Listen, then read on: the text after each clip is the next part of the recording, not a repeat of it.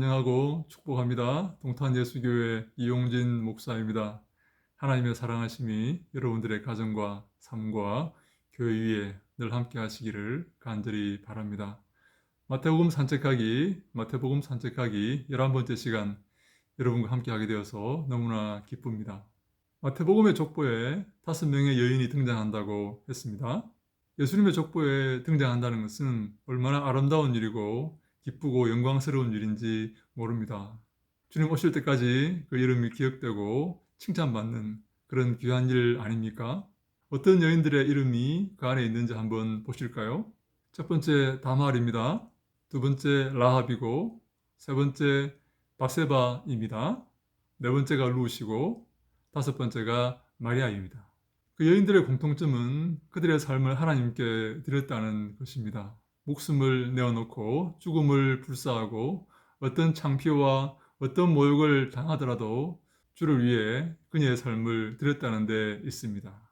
유다의 며느리 다말은 죽음을 무릅쓰고 대를 잇고자 했습니다. 두 번째 예리고성의 라합은 역시 죽음을 무릅쓰고 이스라엘 백성을 가나안으로 인도하였습니다. 그 가나안 땅이 이스라엘 백성의 하나님께서 허락하신 약속의 땅이라는 사실을 믿었고 그 여호와 하나님께서 천지를 창조하신 유일하신 하나님이심을 그녀는 믿었기 때문에 그런 일을 감당할 수가 있었던 것이죠. 세 번째 바세바는 하나님께서 택하신 그 다윗의 아내가 되기 위해서 최선의 노력을 다했습니다. 다윗 가문에 포함되기 위해서 하나님의 역사에 포함되기 위해서 모든 것을 다 바쳐서 헌신한 것이죠. 오늘은 네 번째 여인 룻에 대해서 생각해 보도록 하겠습니다. 여러분, 룻은 어디 출신입니까? 모압 출신입니다. 유대 베들레헴의 나오미의 그 집안 사람들이 그 땅에 흉년이 들어서 모압으로 이주를 하게 됩니다. 모압에는 곡식이 있었기 때문에 그렇겠죠. 모압에 가서 아들 둘이 며느리를 얻는데 그 중에 하나가 바로 룻입니다.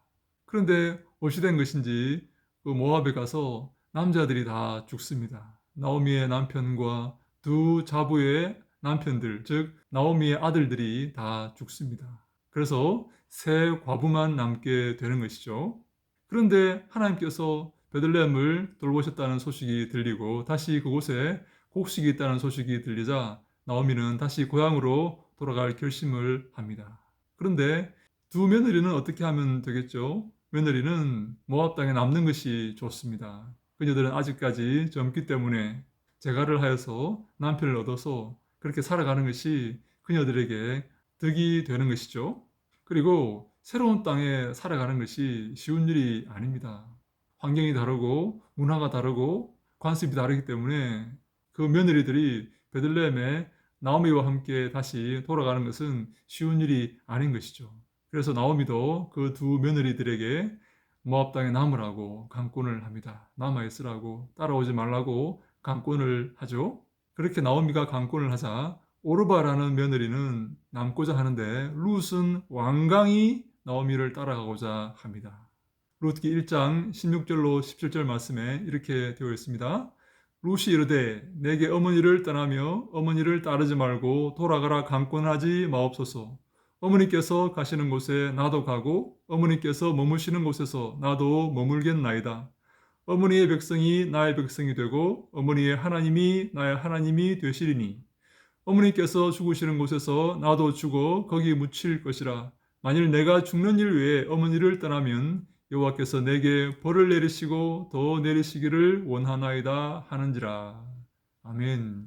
여기서 우리는 룻의 신앙을 보게 됩니다. 근데 그 신앙은 누가 가르친 것입니까? 어머니의 하나님이 내 하나님이 될 것이요 라고 고백하는 것을 보아서 바로 시어머니 나오미가 그 신앙을 가르치는 것이 됩니다. 나오미가 그 신앙을 가르쳤다는 사실을 우리가 알게 되는 것이죠.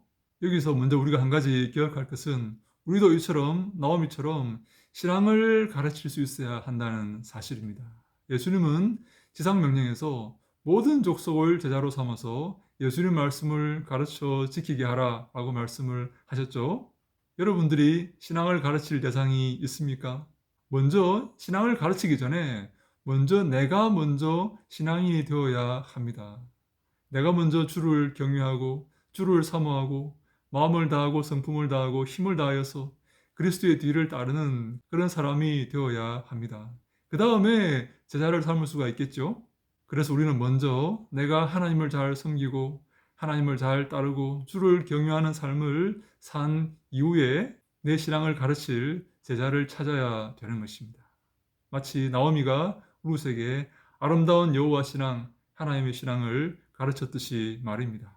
두 번째, 룻의 삶에서 기억할 것은 룻이 주위 사람들의 칭찬을 받는 아름다운 삶을 살았다는 것입니다.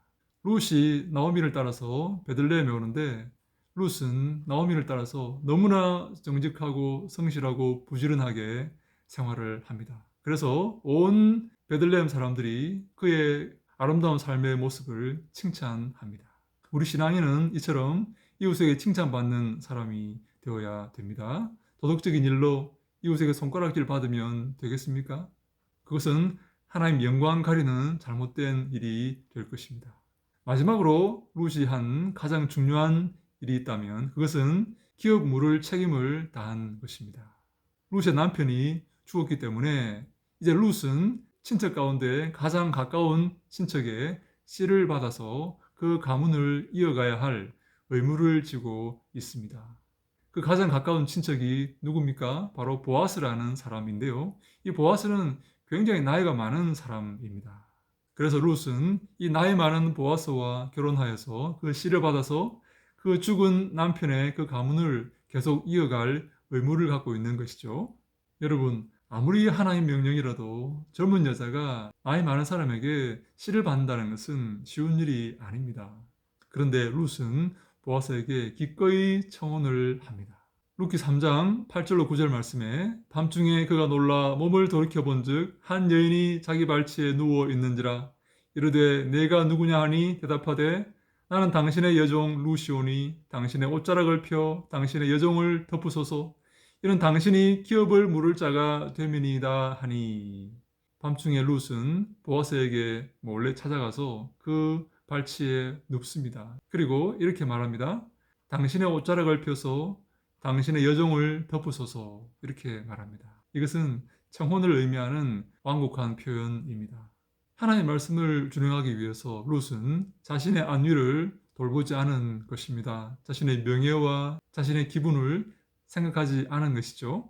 이 룻의 놀라운 고백에 보아스는 칭찬으로 응답합니다. 룻기 3장 10절로 11절 말씀에 그가 이르되 내 딸아 여호와께서 내게 복 주시기를 원하노라 네가 가난하건 부하건 젊은 자를 따르지 아니하였으니 네가 베푼 인애가 처음보다 나중이 더하도다. 그리고 이제 내 딸아 두려워하지 말라 내가 네 말대로 네게 다 행하리라. 내가 현숙한 여인인 줄을 나의 성읍 백성이 다 아느니라. 라고 보아스가 룻을 칭찬하고 있습니다. 10절에 보니까 내가 베푼 인애가 처음보다 나중이 더하도다. 아마도 처음 인애는 나오미를 따르면서 성실하게 생활한 것이고 두 번째 인애는 보아스에게 청혼한 것이다. 그렇게 볼 수가 있습니다. 여기서 인애가 헤세드 아닙니까? 하나님을 향한 그 사랑을 의미합니다. 하나님을 경외했기 때문에 하나님을 너무 사랑했기 때문에 룻은 이런 일들을 할 수가 있었던 것이죠. 여기 11절에 내가 현숙한 여자인 줄을 나의 성읍 백성이 다 아느니라 라는 칭찬이 나오는데요. 현숙한 여인이라는 말이 등장하지 않습니까? 여러분, 현숙한 여인이 어디에 나오는 말입니까? 잠언 31장에 나오는 말이죠. 그래서 유대인들이 보는 히브리 성경은 잠언 다음에 룻기가 나옵니다. 그래서 많은 사람들이 잠언 31장의 현숙한 여인이 바로 룻을 의미한다 그렇게 해석을 합니다. 잠언 31장에 유명한 구절이 있죠. 29절로 30절에 덕형이 있는 여자가 많으나 그들은 모든 여자보다 뛰어나다 하느니라. 고운 것도 거짓되고 아름다운 것도 헛되나 오직 여호와를 경유하는 여자는 칭찬을 받으리라. 네, 현숙한 여인은 바로 여호와를 경유하는 여인입니다. 하나님을 더 두려워하고 무겁게 여기는 그런 사람이라는 말입니다. 나 자신의 안위와 체면과 욕심보다 하나님을 더 중요하게 생각하고 주의 영광과 주의 나라를 위해서 힘쓰고 노력하는 그런 사람이라는 말이죠. 우리의 삶이 바로 그런 삶이어야 합니다. 내 생각과 내 뜻과 내 주장보다는 하나님 말씀과 하나님의 뜻과 하나님의 나라를 위해서 내 삶을 바치는 그런 아름다운 삶, 바로 그 삶이 바로 룻의 삶입니다. 그래서 룻은 예수님의 족보에 들어가게 된 것이죠. 사랑하는 여러분, 우리 모두 룻처럼 여호와를 경유하는 사람이 되어야 합니다. 주의 말씀을 준행하기 위해서 자신의 안위와 명예를 기꺼이 버릴 수 있는, 자신의 목숨도 버릴 수 있는 그런 사람이 되어야 합니다. 주님께서 그런 사람을 칭찬하시고 영원한 나라에서 영광으로 맞아 주실 것입니다. 우리의 삶이 그리스도의 뒤를 따르는, 자신을 부인하고 그리스도의 뒤를 따르는 아름다운 삶이 되어야 될 줄로 믿습니다. 우리 인생 마치는 그날에 주님께서 우리를 맞아주시고 칭찬하시는 그런 복된 삶을 살아가시기를 주님 이름으로 간절히 축원합니다. 할렐루야! 샬롬!